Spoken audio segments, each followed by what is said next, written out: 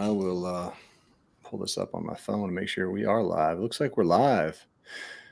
What's going on, everybody? We are broadcasting from the Miracles and Atheist platform, and this is a partnership, new endeavor. If you've seen the banner and the quick advertisement put out here, but this is something new that I'm excited about. I'm joined here with Jason Duramo, and we have the Miracles and Atheist Community Council. How about that? That was a lot of thought put in behind that. What is this thing that we're trying to do? So, why the MACC? Because if you listen to the podcast, and Jason, I know you've listened to Miracles and Atheist podcast. Yeah, we address the audience as the MAC, the Miracles and Atheist Community. So totally wanted to build off of that and add a C and call it the Community Council, because the council is like a forum. Mm-hmm. It's like a group, a gathering of sorts, and we want this to be, a community where people can ask questions and, talk about deeper things when it comes to atheist questions, agnostic questions, things that people like to ask when it comes to following Jesus. And we have a lot of atheists who watch the show, listen to the show, watch the streams, and we want to be able to kind of engage a little bit more and a little bit on a deeper level with our atheist friends. So that's the deal. But before I get too far into this, what I want to do is I want to share this quickly here while we're streaming.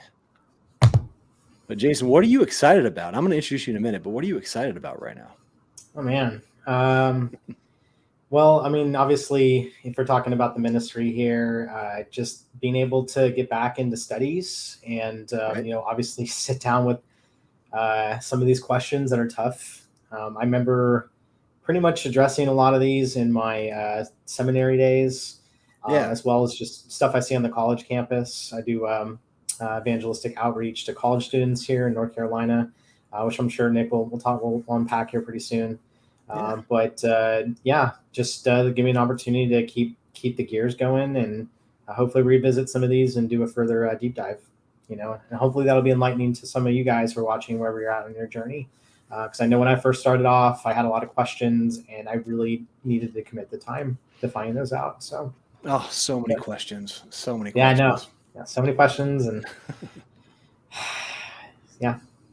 Well, I just shared it, and so hopefully people will trickle in here. But this is just a little fun little intro session. So what do we want to do here with the MACC? We want to explore and unpack tough questions in greater depth from an academic and apologetics biblical type perspective. Marcus and I do the podcast, and we tee up a lot of these things, but to really get in and study, I enjoy studying. I enjoy the whole apologetics thing. And I know the more atheists that I talk to, they seem to really dig the apologetics style. And the Miracles and Atheist community, we do a lot of storytelling and just friendly dialogue and stuff, but there's not a lot of like study rigor to some of the things that we talk about. So definitely want to put a lot more behind that and just unpack some of the most common questions that I've heard. We got a list of, I think, 20 something questions, and we'll probably continue to add. And if you all are engaging with this and commenting and such, specifically atheists and agnostics. Now, here's the thing. Like, if you're going to come on here and just mock, and just make flippant comments. I know you're going to do that because there's a lot of you that I know do that, and which it's fine. I mean, go ahead, do what you've got to do. But we're really interested in people who are actually going to listen to the answers that we are trying to provide. And you know what? If you're putting intelligible comments down there and you're engaging with us, then maybe we'll even bring you on to talk, right? We've done that in the past, and we're just streaming. Somebody wants to talk to us, then we'll just we'll bring them on and we'll kind of hash things out. Why not, right? Why not have non-superficial conversations? That's what we're all about. But before I go too far, I do want to introduce Jason. He's a follower of Jesus, as am I. He's an Army veteran and a lifelong student of the Bible. He holds a Bachelor of Political Science from Methodist University, Master's in both Christian Leadership and Divinity from Manna University in Fayetteville, North Carolina, about an hour south of where we're at in Raleigh. And spring of 2020, he launched 4campus.org. That's the number 4campus.org, NC-based student ministry that reaches young people on college campuses with the gospel. And shortly after, he also launched a podcast called Solomon's Knot. And he engages with a lot of diverse students of all different kinds of backgrounds.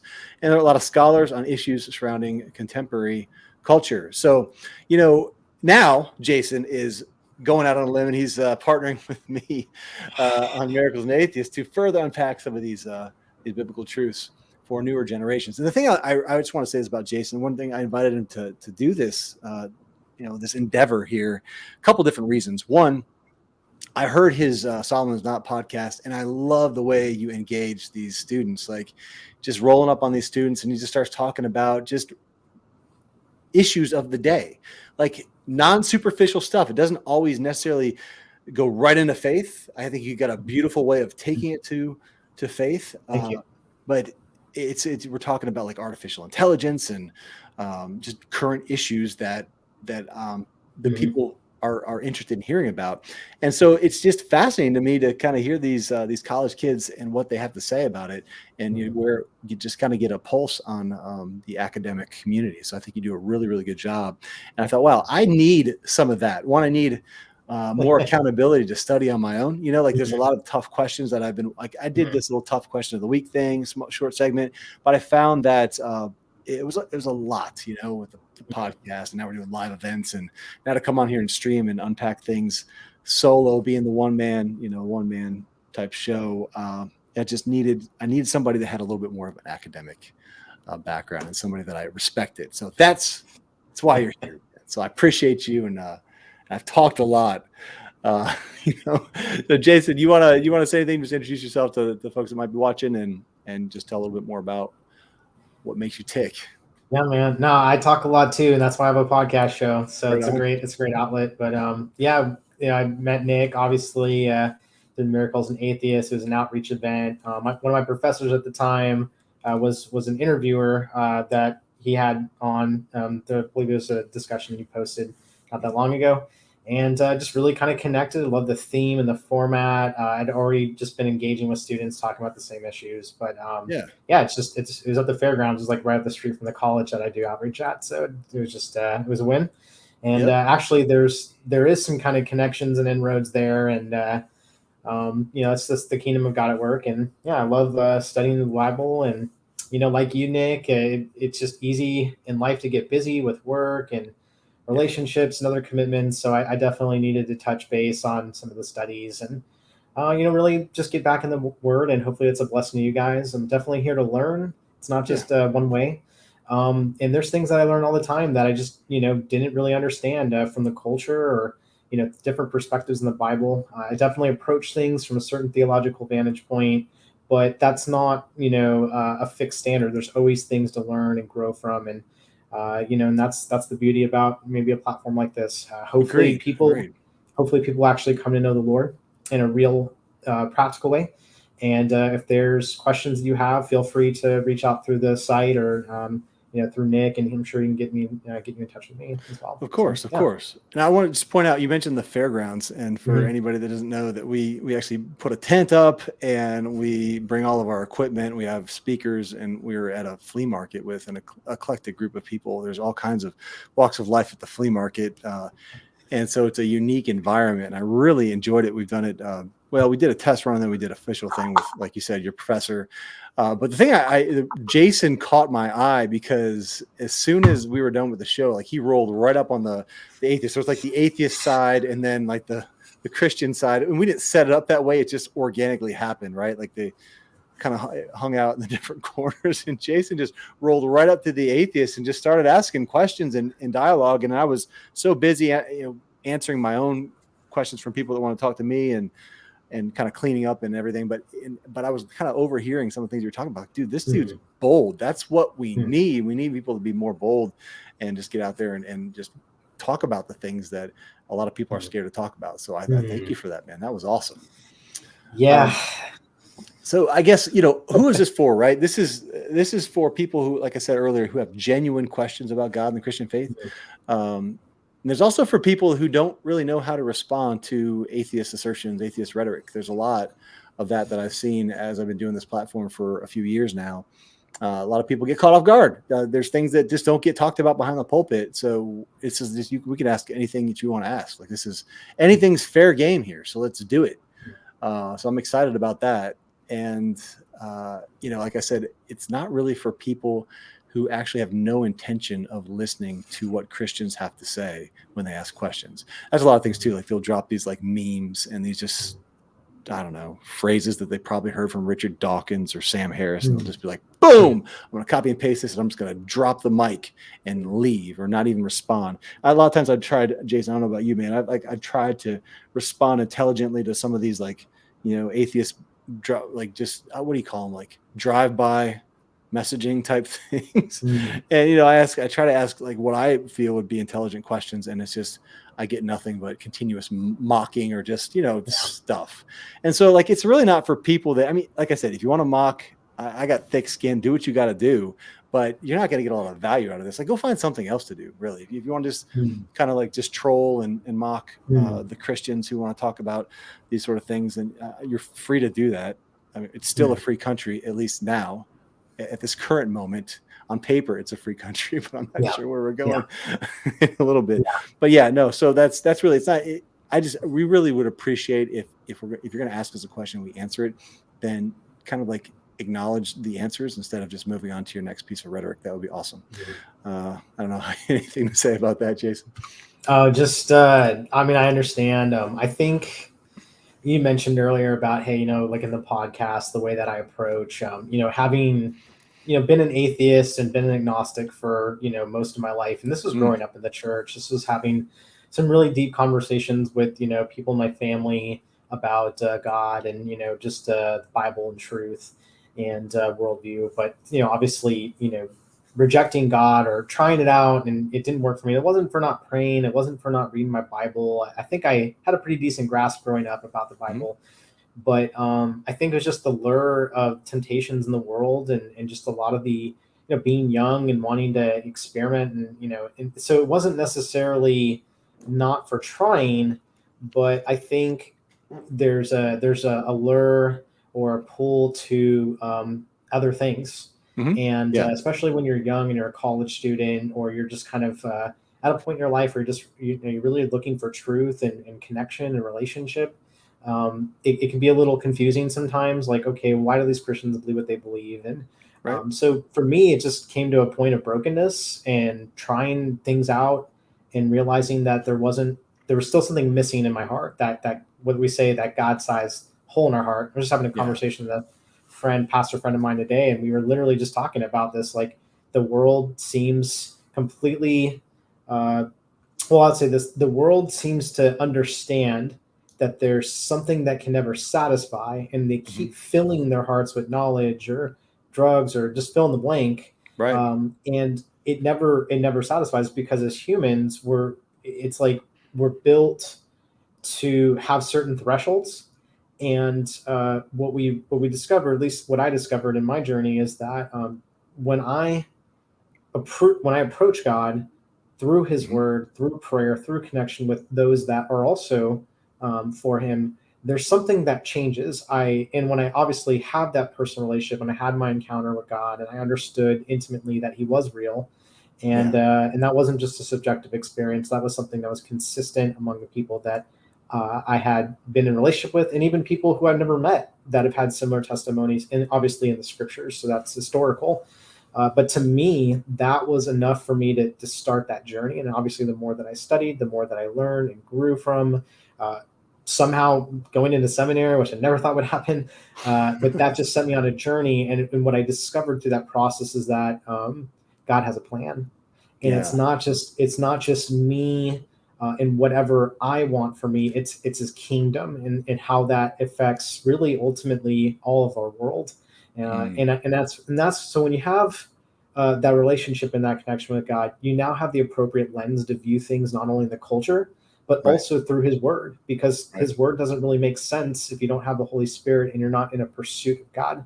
You need to be taught, and there's a certain level of discipleship and knowledge transfer that comes with that. And so you have to almost approach it with humility, wanting to discover who God is, if you're not on a pursuit to know the Lord personally, you may just gain a lot of knowledge about the Bible, but you may not ultimately have that heart change. And that's maybe what people have had, issues with, if they're still on the fence of, well, I want to believe, but I just haven't been convinced personally, or I've had too many wounds as throughout my life in that process. Right. Yeah, there's so much like collection of knowledge these days, and I didn't plan on really going here until you start saying that. It's like the Bible talks about in the last days there'll be times of difficulty, and with that, it says that there's people that are always learning and never able to arrive at a knowledge of the truth. And so there's always a process of everybody wants to gain knowledge. So much knowledge out there right now. Look at this gene therapy stuff and this artificial intelligence that's out there. Like, it is, wow. There's some really smart people doing some really weird stuff out there, and they're pursuing something. But I don't like where's the foundation of that something. It's an interesting thing to talk about.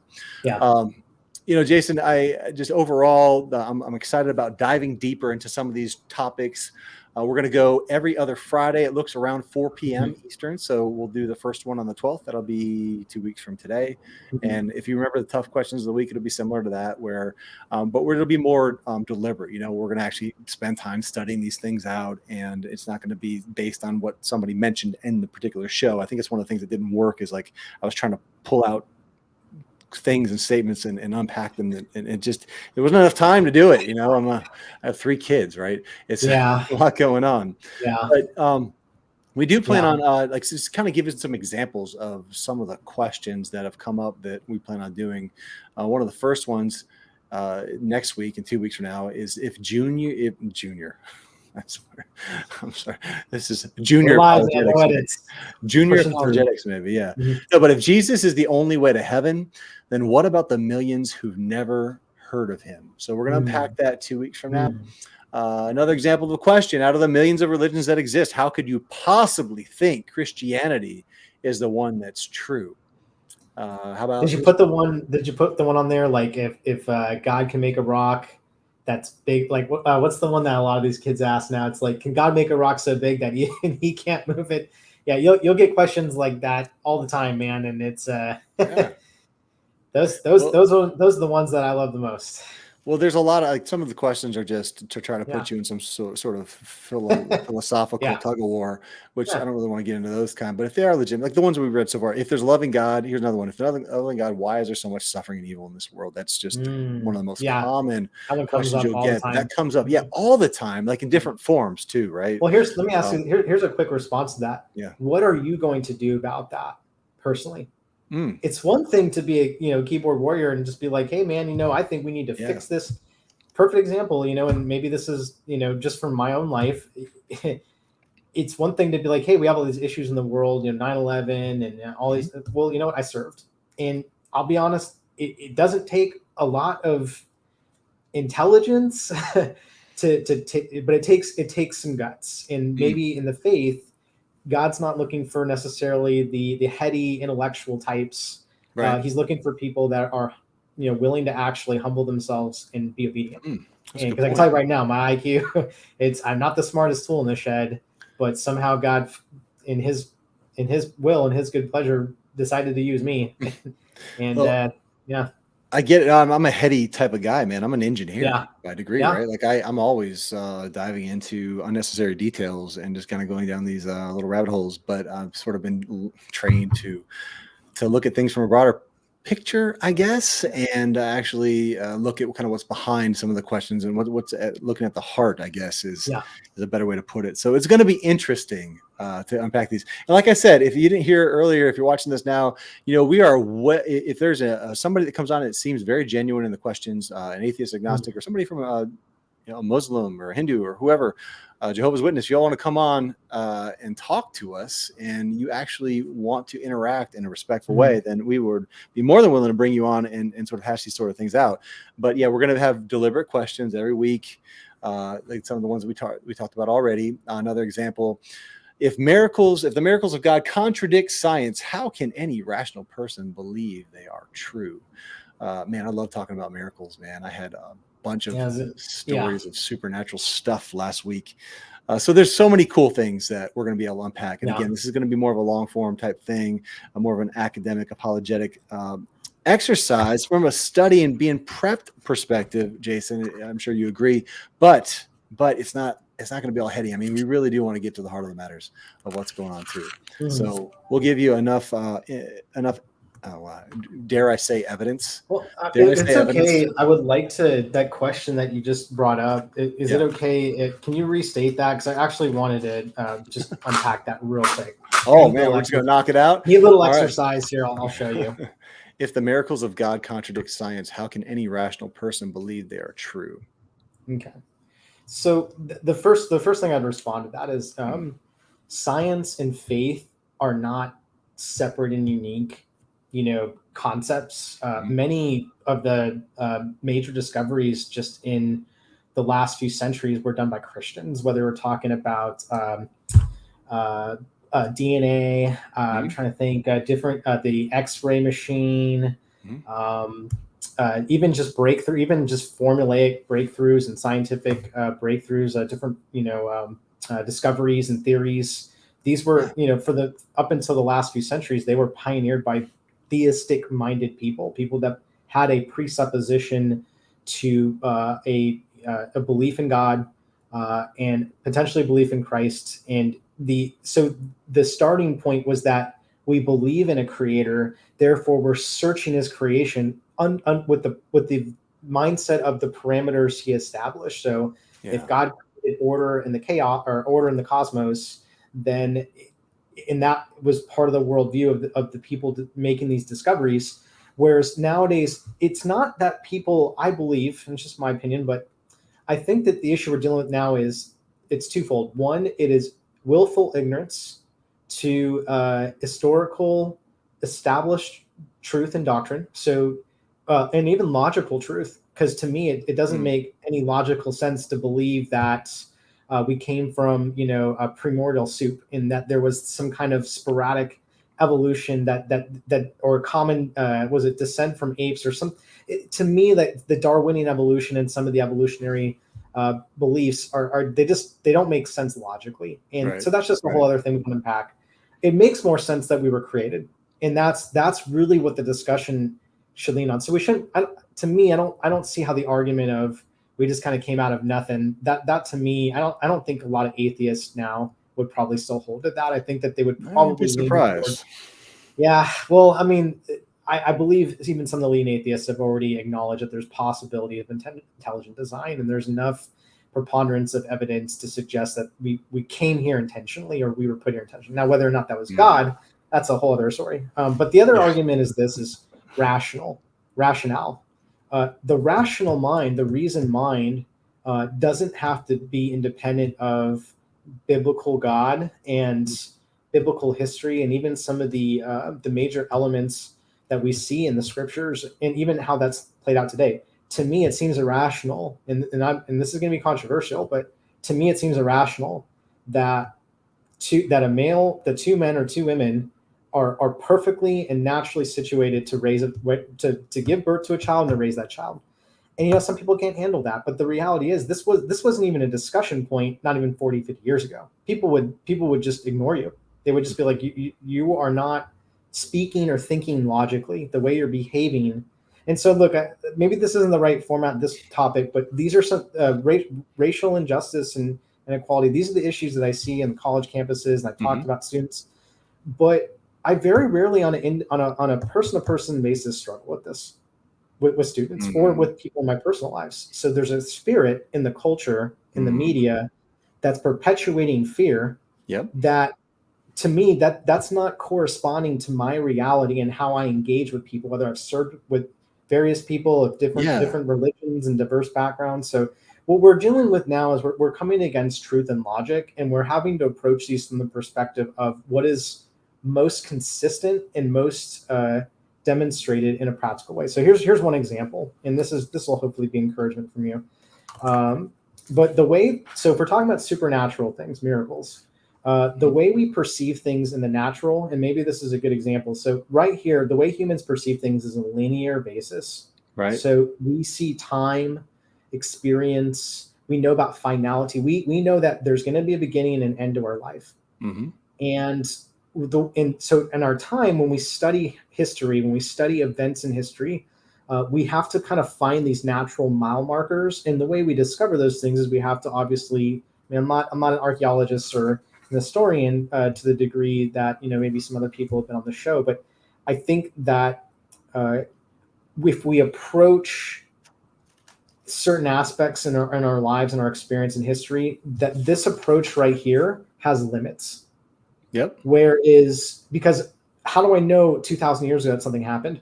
I'm putting my faith into evidence and discovery and into methods, tradition, right? into methods. Yeah. Yeah. But here's the thing is the way that we have, the way that our minds think and the way that societies are organized and the way that things ultimately develop is that and you can just look throughout history, major civilizations who have the predominant hegemonic power will typically invest a lot into telling their stories and their history, which obviously as one nation topples over another or displaces another, they're going to borrow a lot of that history over. So whether we're talking about the Egyptians or the Greeks, and that's, you could find out engineering passed over, mathematics and science passed over. And that's when we get to the Greeks, the Romans, things are just at a pinnacle level. They have such a mastery of engineering. They have such a mastery of military strategy. They have such a mastery of shipbuilding.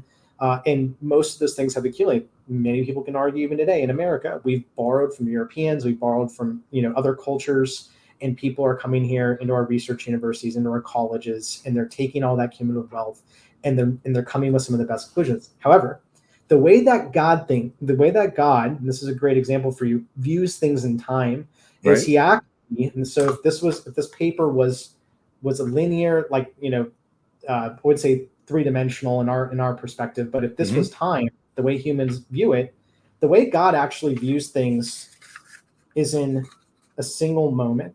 Because if God exists outside of time and space, when he creates, so imagine if we're kind of punching through this plane, this two-dimensional plane here, and this is how we view things. Sorry, I apologize here. Yeah. But essentially, we are crossing now. And so that's how, when we view things in the natural, when we see a miracle and people report supernatural things, even the fact that God's word, as he fulfills prophecy, well, if God knows, as the word says, he's the Alpha and the Omega, he created the beginning from the end, then he actually knows when an event is going to happen at a very specific time because he operates outside of time and space. The word he's says, seeing, whereas we're seeing, like if we were in the paper realm, we're going to see that circle, but God's going to see the pen, essentially.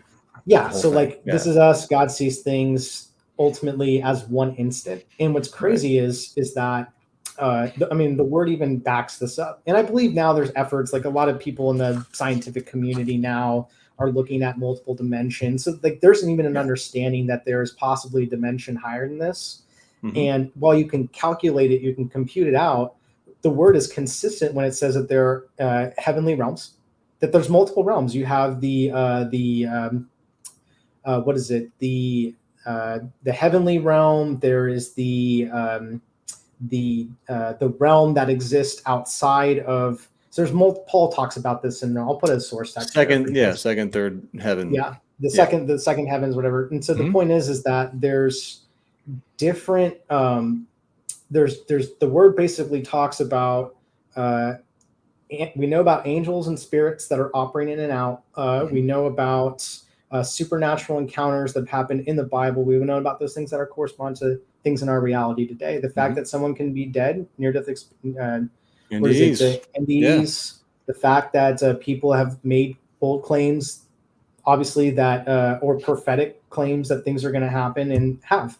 Well, even like non-Christian, this is probably apropos because Halloween is in a couple of days, but like even non-Christian folks experience all kinds of supernatural things, like the transcendental meditation where people are making claims that they're leaving their bodies. I've heard of claims where they leave their bodies and they find their spirits going through walls and things like that. They're identifying objects and apartments next to them, right? And then they'll confirm them later. And how do you explain that? Well, it's not just a Christian thing; it's a truth thing. There's spiritual things now. The ways in which those things are happening is that are those happening in righteous manners and in the way that God's intend them?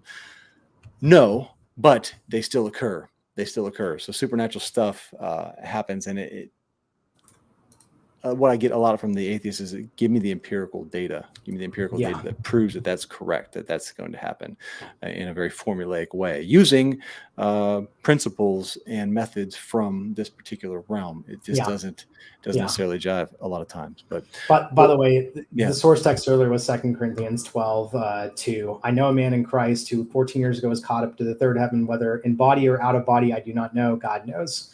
I mean, like this is, so this is not something that we're just making up as we go here.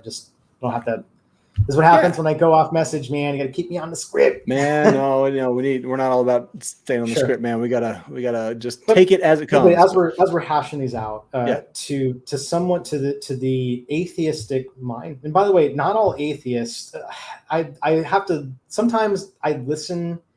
What I do is I listen to the students and kind of figure out. They say they're an atheist. I just ask them questions, and I realize a lot of them are open theists. They believe potentially in the possibility of an intelligent designer or biblical God or creator God, but they haven't been convinced personally based on their experience or the physical evidence in front of them. So true atheists that deny God, that, I mean, hardcore atheists. If we have hardcore atheists here that are just like, I cannot accept supernatural, encounters or miracles, like there's logical inconsistencies with that approach, because you're making ultimate truth claims, and that would mean that you have to acknowledge that there is objective truth or objectivity, and that is not corresponding to a purely atheistic worldview. You would have to deny all forms of sovereignty, all forms of ultimate reality and objectivity, and that's just not possible. It's a spectrum, and so if you're on one end of the spectrum, I'm a hardcore atheist, and you're on the other end of the spectrum, like I'm willing to accept, but I'm just on the edge. Like you're an agnostic, like you believe in the potentiality, but you just haven't personally been convinced. That's probably the majority of people on the spectrum on that side. No, it's a good point. It's a good point. And we could have went really deep on that really quick, but we budgeted about 30 minutes for this initial intro. Hello, everybody. This is who we are, what we're doing. I love the fact that we've already kind of dabbled and unpacked some of these. Jason, thank you for doing that. But again, for those of you who haven't heard, we're going to go every other week. It's probably going to go for about 60 to 90 minutes, I'd imagine. Again, it's deep form. We are in deeper form, rather, and we are encouraging comments from all walks of life, especially atheists and agnostics who want to ask questions. And again, if you genuinely want answers, and we can tell by the way you're chatting and talking and whatnot, and if you want to email me later, my email is nick@miraclesandatheists.com. Please do that. Jason has other resources you can see right here on the screen for the number 4campus.org. Check out Jason's stuff. His podcast is called Solomon's Knot. Again, he does a masterful job at engaging these college students, and I really appreciate his style and the way he does things. But man, I'm excited to have you on and start doing this again. The next week we're going to unpack the question out of so many, or if there's so many people, so many millions who have never heard of Jesus, and he's the only way to heaven, then how is that? How is that? How's that fair? What about that? So that'll be good. We'll do that in a couple weeks on November 12th at 4 p.m. Eastern. Looking forward to seeing you all again. And why don't we just close it out there? Thanks everybody for watching, and we'll see you then. Take care.